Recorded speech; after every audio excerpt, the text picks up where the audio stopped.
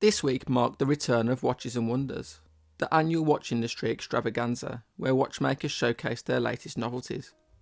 But whilst the latest and greatest watch influencers and social media stars are gushing about the tweaking and fiddling of classic watches by brands like Tudor and Rolex, the rest of us mere mortals can only sit back and look on in amazement at the almost alien world that is the luxury watch industry.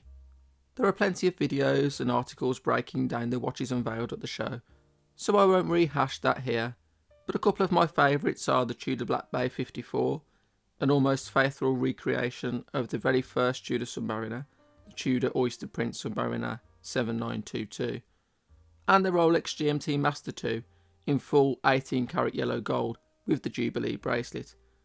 I mean, I'm never going to buy one, but it still looks fantastic. But there is a big elephant in the room: watch pricing. The prices of watches increase dramatically year after year, even multiple times per year, and the big players and influencers in the watch community barely talk about it. You may be wealthy and prosperous, which is great, but I'm pretty sure most of your viewers are not, and they're slowly but surely being priced out of the market. There are a distinct lack of truth tellers when it comes to the watch industry. There are too many people with vested interests. The watch owners who have to justify their extraordinary outlay, the paid reviews and the free watches, the dodgy sponsored videos with more adverts than content, the retailers and the dealers whose livelihoods depend on the continued success of luxury watch brands. And don't get me started on the outright crooks and frauds that operate in plain sight. I could go on. And I get it. Making a living from your hobby or passion is a dream for most people. But you shouldn't sell your soul in the process. And when something needs to be called out, it's your duty to do so. We constantly hear talk of the grey market, and prices of Rolexes on the secondary market have cooled in recent months. But despite all the talk of crashes and corrections, secondary market prices on many models are still very high. A lot are still trading significantly above retail.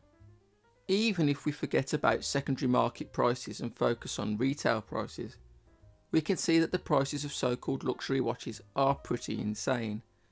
Even brands like Tudor, Longines and Oris that are supposedly affordable options cost the same money now as what Rolex did just a few short years ago. Let's take a look at some popular watches. The cheapest Rolex Submariner, which is the no-date version with a black dial and black ceramic bezel, retails for £7,700. The Omega Speedmaster Moonwatch Professional is £6,400. The new Longines Spirit Flyback Chronograph is £4,200. And the revived IWC Ingenua is £10,500. I mean, that's just crazy money. The average median wage in the UK is £640 per week before taxes, which is about £491 a week after taxes and other deductions. This means that the cheapest Rolex Submariner is nearly 4 times the average monthly take-home pay, a sum that could be used as a big down payment on a new car, or even as a small deposit on an apartment or flat. If we go back around 70 years to the time the first Rolex Submariner was released, it cost $150, which in today's money is very roughly $1,500 or £1,200. This is a very crude calculation which doesn't take into account some other relevant factors, but even so it does illustrate just how crazy watch prices have become. We expect prices to rise over time due to inflation, but this doesn't tell the whole story. The biggest factor in watch pricing is of course the quartz crisis. Before the quartz crisis, watches were marketed as everyday useful tools. They served a practical purpose. But the quartz crisis forced Swiss watchmakers to rethink their strategy. The quartz watch could do the same job as a mechanical watch, but more reliably and for a cheaper price. This was a massive problem for the Swiss watch industry and put many watchmakers out of business. The solution was to pivot away from watches as everyday tools to watches as luxury goods and status symbols, and it was a resounding success. It's no coincidence that in the years since, a lot of watchmakers have been scooped up by massive conglomerates. No doubt there are many people that work in these businesses that are passionate about the product, but ultimately, money talks, and watches have massive markups. Rolex may be a punching bag for watch enthusiasts and collectors, but of course Rolex is only part of an industry of watchmakers that are all playing the same game. The fanboys will defend watchmakers and say the prices are justified because the watches are high quality, made with proprietary materials, with in-house movements in Switzerland, and that they are desirable and sought after. Sure, those are things that are important to watch enthusiasts and collectors, but the fact that a Rolex super clone can be produced for a measly few £100s proves that most of the value is not in the quality of the product, but in the branding. Can the prices really be justified? And we're not talking high art horology with low production numbers here, which one may argue is worth a considerable premium. No, we're talking mass-produced, mass-marketed, mainstream.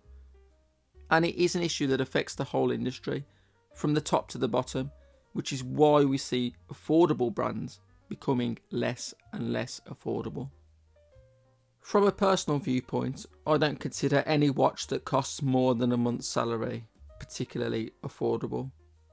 In fact, I think if you pay more than a month's salary on a watch, you must be really dedicated or just a bit crazy. But then that's exactly the predicament we find ourselves in as watch enthusiasts. We are not rational. A watch of reasonable quality and accuracy can easily be bought for a few pounds. We buy watches for their beauty, for their engineering, for their history and heritage. We are not paying for just a watch, we are paying for the experience, the enjoyment that it brings us, the value of which is completely subjective and individual. The word value means different things to different people. A £100 Timex may be of immeasurable value and joy to a young boy. A £100,000 Rolex may be just another toy to a billionaire. But please, let's not beat around the bush here. Watch prices are a joke, and unfortunately, barring some sort of catastrophic collapse in the industry, it's not going to change anytime soon. And it's not like this is something worth getting angry about. There are much bigger things to worry about in life, but actually it's just really sad, because in time, a lot of these brands will be completely out of reach for ordinary people. Youngsters will never get the chance to experience these beautiful watches. What a tremendous shame. Thanks for watching, and I'll see you again next time.